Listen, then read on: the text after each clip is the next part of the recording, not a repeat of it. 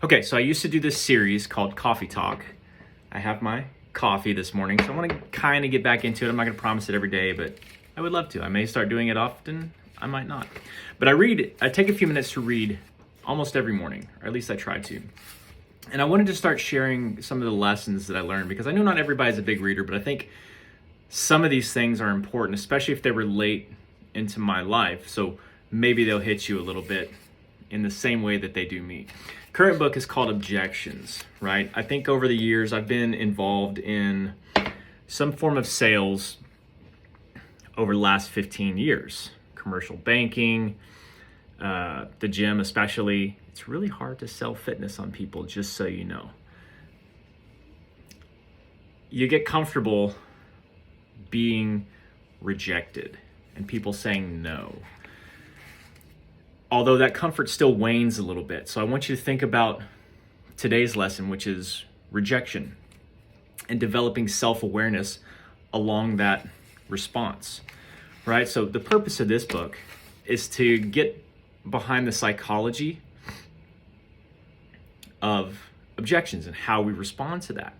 There's a lot of psychological warfare being played in your body and in your mind when you're trying to sell somebody something.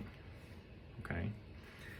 So today's topic is on self-awareness, which this one really hit home. So I want to take a few minutes.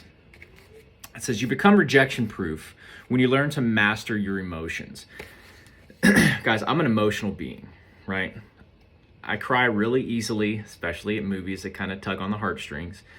Anger is a prime emotion of mine. It's kind of my default emotion, which I've talked about a lot in the past. And so being aware of where your emotions are at all times and what you kind of default to is key number one. So mastering your emotions. And this paragraph really kind of said it. The genesis of much of our behavior begins outside of the reaches of our conscious minds, right?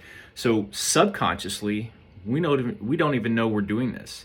And so being self-aware of what's happening subconsciously and how you respond to certain things is key to rejection.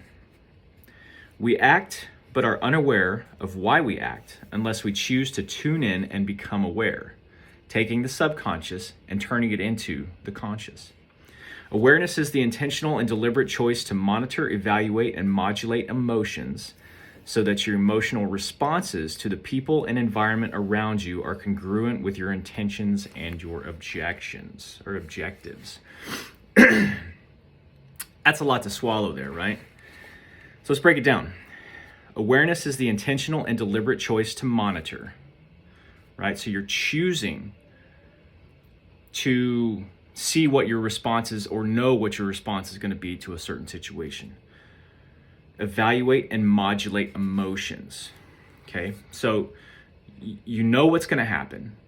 You're choosing to evaluate how you're going to respond and control those emotions to a certain rejection.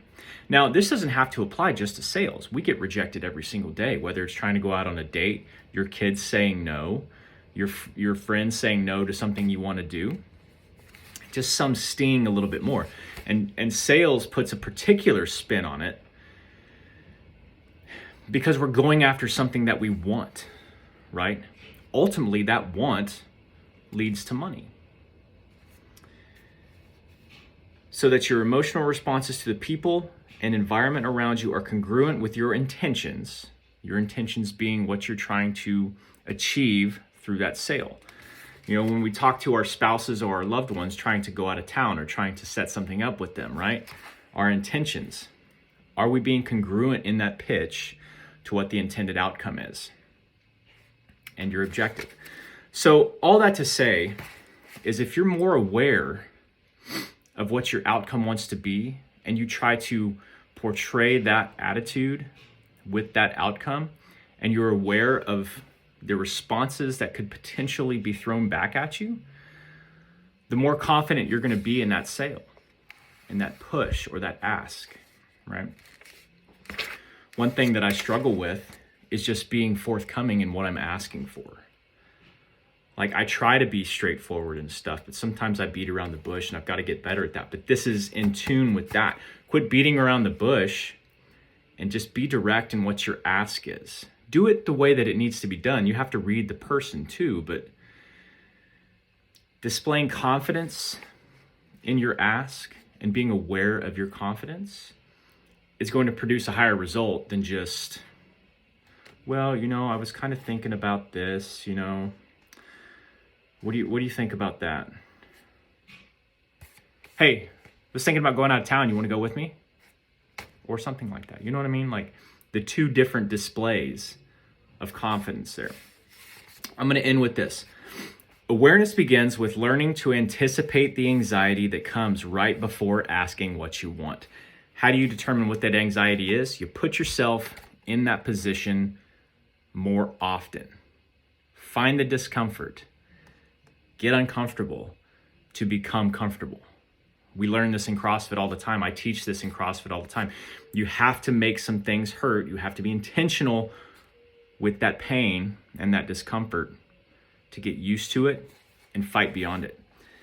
Once you gain this insight, practice intentionally managing your internal self-talk and physical reactions to that fear. Focus on rising above your emotions and becoming a detached, dispassionate observer. Take the emotions out of your response. Right? We all know if we get in an argument with our loved ones or a friend or something like that, am I guilty of this?